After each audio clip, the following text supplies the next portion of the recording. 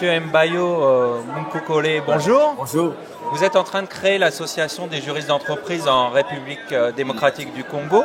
Pouvez-vous nous expliquer votre démarche? En fait, notre démarche a été inspirée d'abord par le fait que la République démocratique du Congo vient d'adhérer à l'Organisation de l'harmonisation du droit des affaires en Afrique, l'OHADA. Et en fait, c'est qu'après cette adhésion, il s'est posé un problème, c'est que beaucoup d'entreprises ne s'adaptent pas encore à la réalité de l'OHADA. Et cela fait que les décideurs se braquent plus sur les avocats et oublient qu'il y a une fonction juridique en entreprise qui peut les aider à être un peu plus pratiques et adapter la réalité de l'OHADA dans leur entreprise. Alors nous avons participé à plusieurs formations dans le cadre de l'OHADA et nous avons senti vraiment cette demande des entrepreneurs, des employeurs d'inciter, de créer une nouvelle dynamique dans leur département, dans leur direction juridique.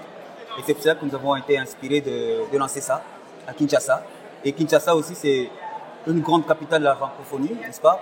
Et nous pensons aussi, pourquoi pas faire qu'un jour, il puisse avoir un sommet des juristes d'entreprise de la francophonie, éventuellement.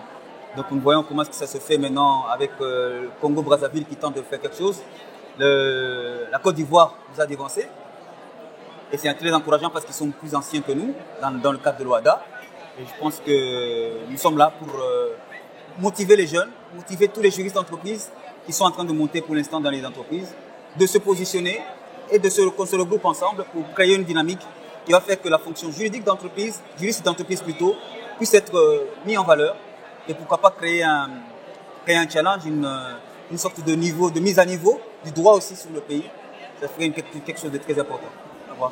Justement, comment voyez-vous votre fonction de juriste d'entreprise dans la République démocratique du Congo? Voilà, aujourd'hui, un juriste d'entreprise, d'abord pour le moment, ce n'est plus un administratif, c'est un penseur.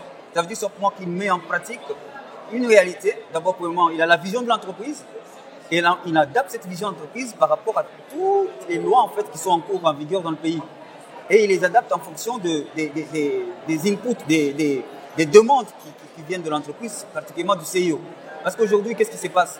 Les directeurs généraux sont plus exposés aux avocats qui sont procéduriers et qui n'ont pas la réalité la vie de l'entreprise.